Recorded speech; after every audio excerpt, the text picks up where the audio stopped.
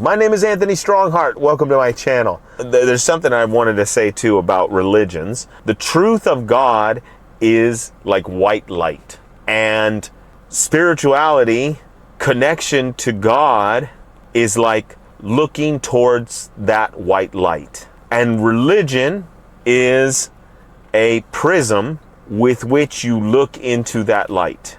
Now, depending on what angle you hold the prism at is a different religion and a different cultural perspective. And depending on how you hold that, a different aspect of that light will reveal itself to you. And there's nothing wrong with that. That is a useful tool to be able to look into life, to look into God, and to be able to reveal a portion of the mystery to give you leverage over your life and your understanding so that you can succeed and remember your full connection to God, eternal being, and to life itself, and to make yourself aligned with that power that you are. But there are many different angles that you can hold that prism at. And depending on the angle, you'll get red or purple or blue or green or yellow. And so this is the religions of the world. They're looking at that white light through a different angle of the prism. And that is a good thing because it brings out, it calls out, it culls out of us an aspect of alignment with our source. Those different aspects are like individual medicines. And the difference between medicine and poison is the dosage and the proper timing. So if you take a certain religious or cultural perspective, in the proper dose, at the proper time, it's medicine. In the wrong dose, at the wrong time, is poison. And so each one of these wavelengths of light, red, purple, green, blue, yellow, all these different aspects can be medicine or poison. And lots of the religious and cultural institutions, from the ground up, from the way that our families offer them to us, from the way that our cultures offer them to us, the way that our governments and our community at large, and this priest or that shaman or that scientific leader offer them to us, the way they offer them to us is, one, can be very naively, and two, can be as deliberate poison. And this is part of the game that you have to understand, is that just because it's a cultural phenomenon or a religious practice does not automatically make it medicine to align and empower you. Lots of times it's offered only as a poison to subdue you. And this is all religions, all culture. And so it doesn't mean to throw the baby out with the bathwater. That's like saying that somebody wants to build a jail cell to keep you housed in, therefore I'm not going to learn how to make beams square to be able to build a house. That's silly. Making things square and learning how to build correctly is a very good thing, but you have to be wise about who's teaching you to build what for what reasons, because maybe they're trying to get you to construct your own prison.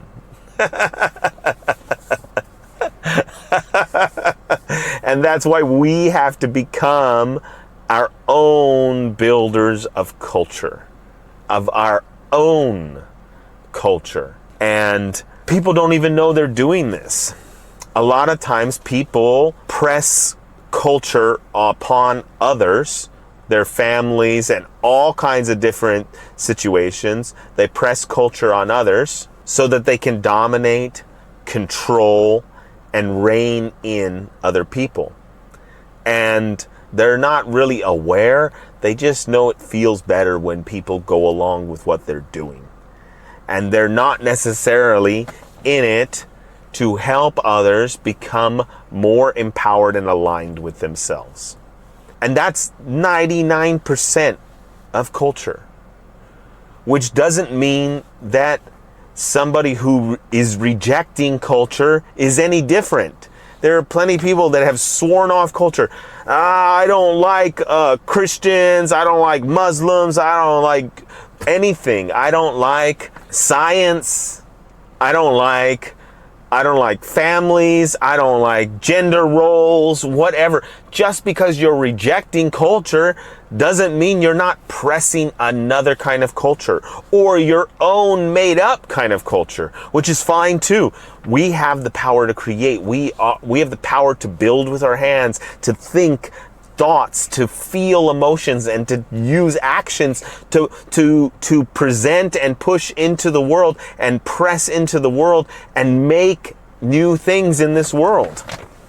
That's our power given to us by Creator God that gave us this life. We have the power to press into the world. And so when we espouse ideas, we are pressing into the world, and it is okay to do that. It's part of what we do.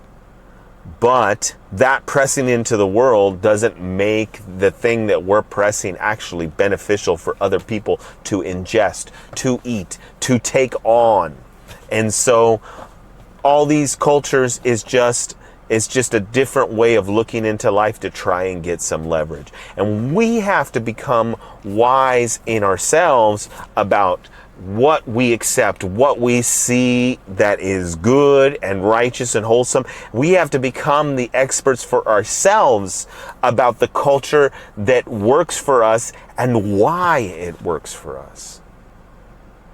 And how healthy it is to carry on with using that type of culture and be able to make the changes, not because someone else says it, but because we are paying attention to where we're at. You know, there's a term in physical training, like going to the gym. If you're an athlete or you're weight training for any kind of strength training, there's a term that's called auto-regulation. And you have to get to know your body.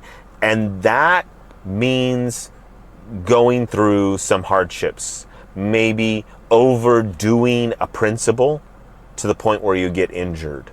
Or overdoing a culture to the point where it's maybe detrimental to you. And then backing off. And you look through the process of trying these things, working through them, going too far with them, not going far enough with them, slacking off, whatever the different things, we start to get an inclination of what our body really responds to, what really makes us aligned with being able to train without getting injured.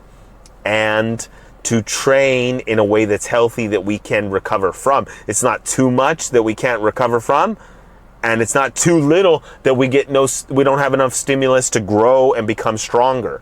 And culture is the same way. We can go too far with one, we can go too little with one and not get enough out of it. We can go down a bad path that worked for somebody else, but it doesn't work for us. We can go down a good path that really works well for us, but doesn't work well for others.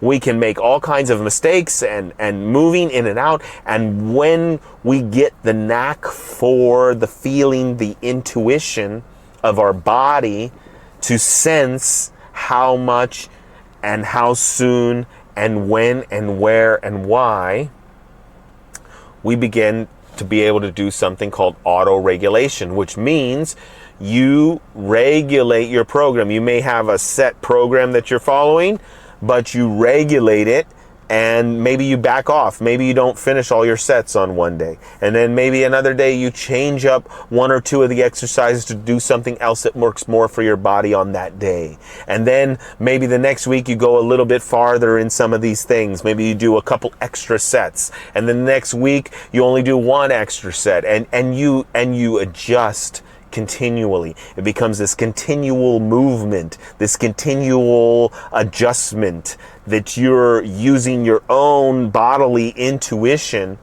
to regulate, auto-regulation. And so we can do that also with cultures. And that's really what's needed, is this auto-regulation.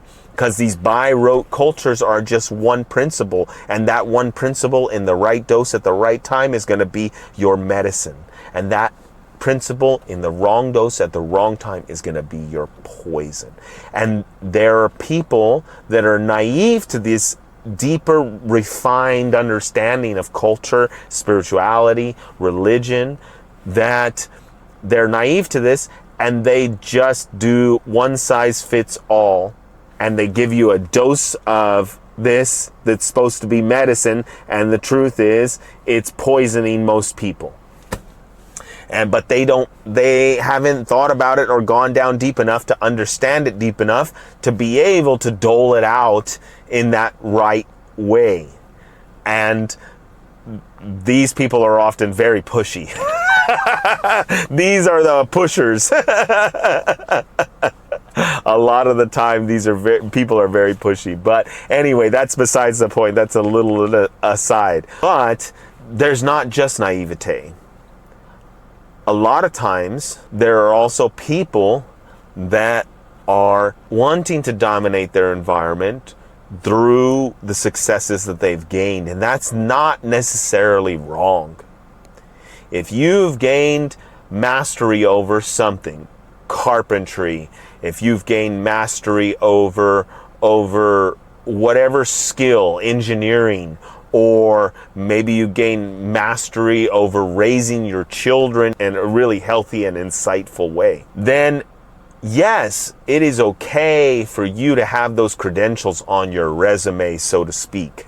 It is okay for you to use those credentials in the world to gain leverage so that you can have yourself a more prosperous and aligned life. There is nothing wrong with that. That is a blessing. That is a good thing. But part of that, gaining that leverage, means gaining leverage over other people. There are people that use the pressing of religion, this singular spectrum of the light of God, say it's red. They use red and they say, red is the way, red is the only way, red is what you should do, red is what you should see, always red, red, red, red, red.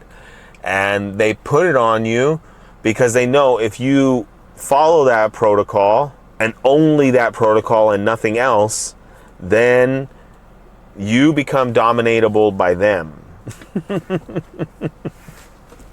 And so this is how it goes, you know. This is part of the life where people try to dominate each other with spirituality and religions and cultures. Not just religions, but cultures too. Scientific culture is this, you know. What do they say? What is that popular saying we heard through COVID? Follow the science. Well, what does the science say now? What does the science say now? Oh my goodness. Woo, man. And we can compare that to some degree to the Christianity when it came to the United States versus Christianity now, and all the things it's allowed to influence its ranks. It's changed drastically. The religion and the science changes more than it would like you to think. Not just Christianity and science. How about feminism? Where it was and where it is. And it is important to understand where these things come from. You know, how these religions and cultures come into being, what they're born out of, what is feminism born out of, what is Christianity born out of, what is science born out of, how has it been used? How has it been used to gain leverage over the individual's connection to God and reality? And how is it being used to gain leverage over a community to keep them balanced and healthy? And how is it used as leverage over a community to keep them down, suppressed, and controllable? And if you cannot see and understand these things, then the tradition, the culture remains a mystery to you. And that's okay. There's nothing wrong. We can't know all things in this world, but we can learn to start to look. Learn to start to look and see where these cultures are coming from, where they are, what they're actually doing, and what the dosages are and how they're being pushed, and how aware or naive or malicious is the intent with which the pushers are pushing onto us. And where does the authority lie? This is something that's really critical, man. My name is Anthony Strongheart. We'll see you in the next one.